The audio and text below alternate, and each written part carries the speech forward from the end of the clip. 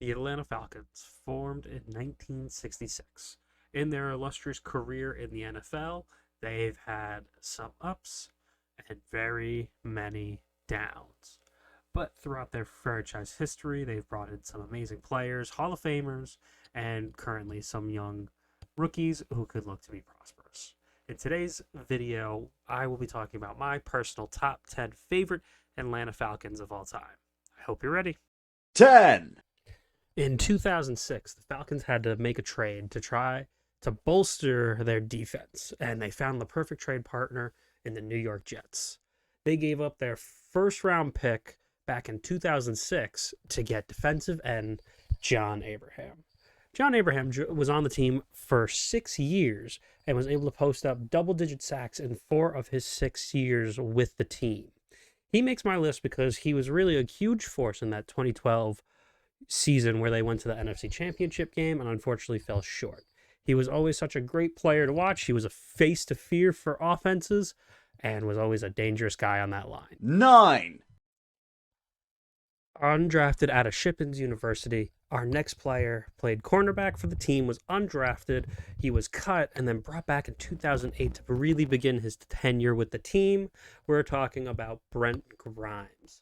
He came into a team that was looking to rebuild at the time. They, lost a lot of key players during the 2007 season when he first came in and really was a good focal point for our 2008 defense. He might not have been playing too well in 2008, but after that, he really started making impacts with a 2009 season where he put up 6 interceptions and a 2012 season where he put up 5 interceptions. Unfortunately, they did move on from him after that 2012 season, but he was a great player through and through and was a really great player to help to watch throughout the years. 8. The 2020 Atlanta Falcons season was a rough one. Dan Quinn went 0-5 and got fired. Interim head coach Raheem Morris went 4-7, making the Falcons a 4-12 and getting the 4th overall pick in the 2021 draft. Now, with the 2021 draft, there was a lot of QB prospects. But there was one player at tight end who was a great athlete, and that being Kyle Pitts. Pitts was coming into a good situation with the offense that was already built around him, but due to some circumstantial issues going on, which we will talk about later, he had to fill in as the number 2 target role. Now, with his rookie season, he put up phenomenal numbers, having a 1,000-yard receiving year, unfortunately only catching 1 touchdown.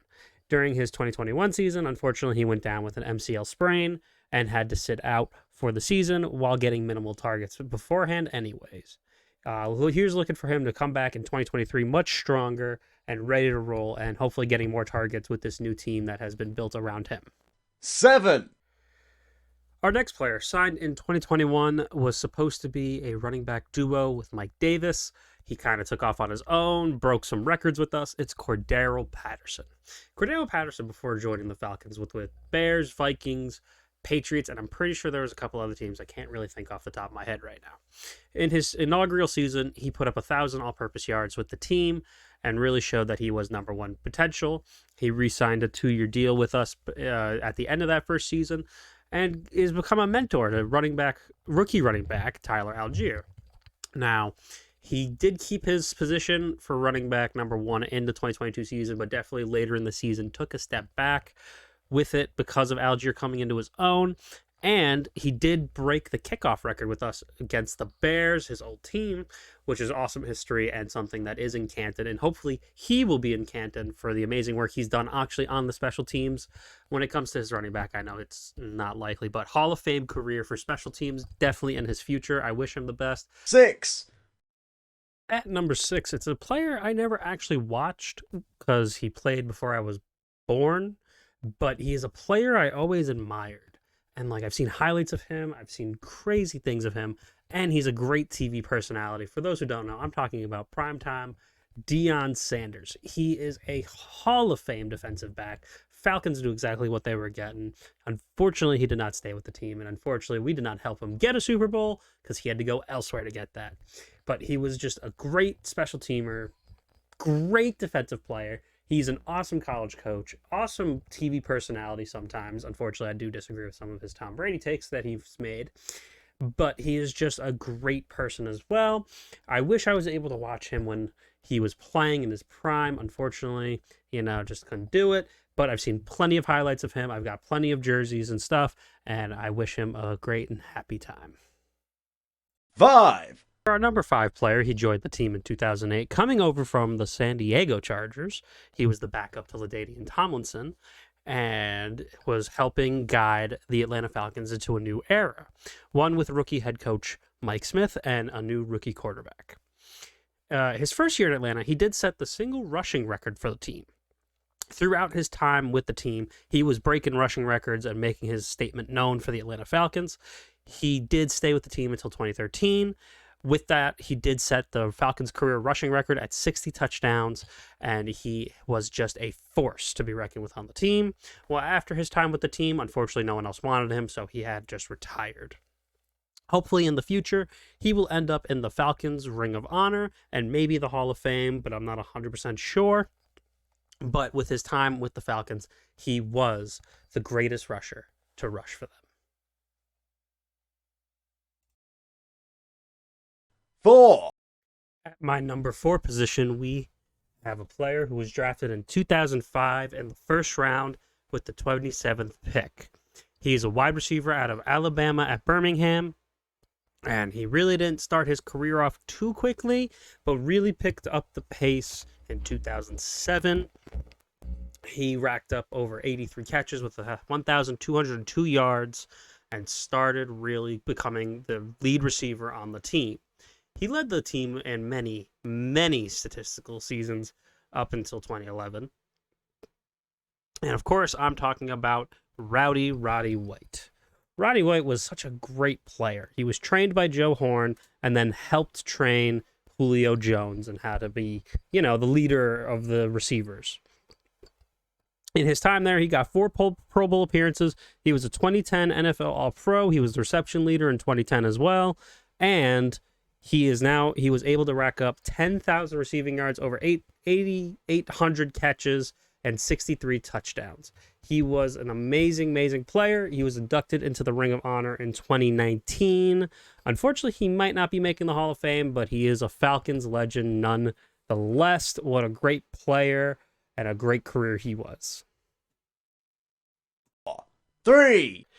The Falcons ended their 2010 season with a bad playoff loss to the eventual Super Bowl champion Green Bay Packers. Then GM Thomas Dimitroff decided it's time to make a move in this 2011 draft.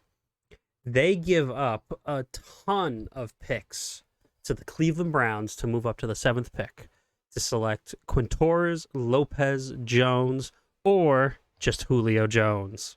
Julio Jones would become the greatest receiver in Falcons history. He racked up so many yards for the team. His first career touchdown should have said it all. 3 defenders guarding him, and then he's able to get it between all 3 of them. He was great.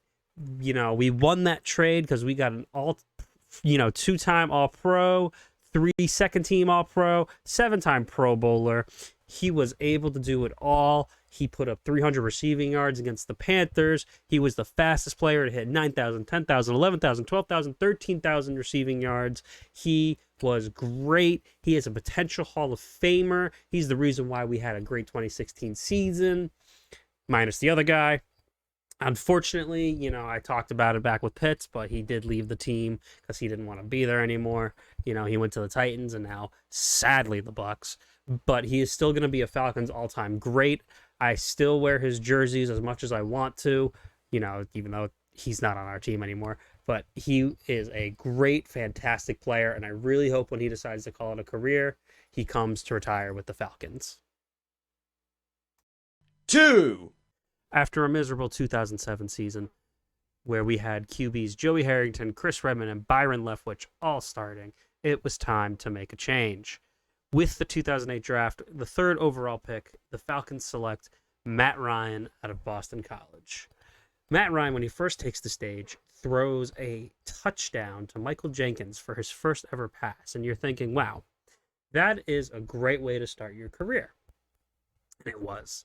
He led the Falcons to the playoffs that year, where they unfortunately lost to the Cardinals, but he kept growing and growing. Constant playoff trips may have ended losses, but he became the greatest Falcons quarterback ever. He was breaking records. He was bringing hope to the city. Now, he might have had a lot of haters, but that 2016 MVP season changed it a little bit. But then, we don't need to talk about that Super Bowl. That never happened.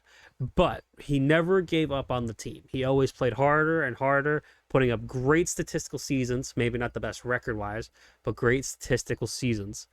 The Falcons' tenure unfortunately ended because they thought it was time to move on, and they tried to replace him, and he saw that, so he got traded to the Colts, where he really isn't doing so great, but you know what? That's okay. Hopefully he comes back to retire as the team. Hopefully he's a future Hall of Famer and future Ring of Honor member. He had a great career with us, and only wish him the best.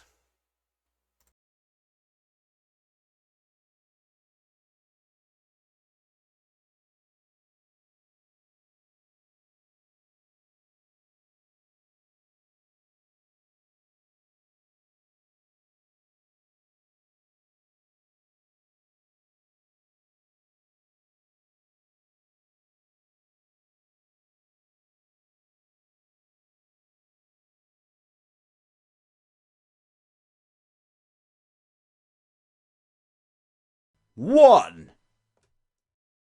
Number one is the reason why I am a Falcons fan. He may be a little bit controversial. He may be just a little out there, but he was the reason why I am a Falcons fan. He was on the cover of Madden 2004. He was a great player, a cheat code in that game. It's Michael Vick. For those of you who actually do know me, yes, he was a great player. He is the reason why I am a Falcons fan. He was so electrifying, so amazing. He basically inspired kind of what today's NFL is like. And you just got to appreciate everything he's done for the game. He was an electrifying passer. He was an electrifying runner. He does things that you never think anyone can do, but he was able to do it. He beat the Packers in Lambeau. He rushed all over the place. He got them to the NFC Championship game. Never made it to the Super Bowl, but that's okay. He really did just kind of change the game of football as it is today, and you always got to appreciate that. He was my favorite. He's the reason why I decided to stay with the Falcons, and there's not much I could say much else, but just thank you, for everything he's done, and just keep going with what you're doing and try to make amends for what you did. I hope you all enjoyed that list. If there's any other teams you want me to cover in my next video, please leave comments down below. Please subscribe if you enjoyed everything you did. Give the video a like, and we'll hopefully see you in the next video.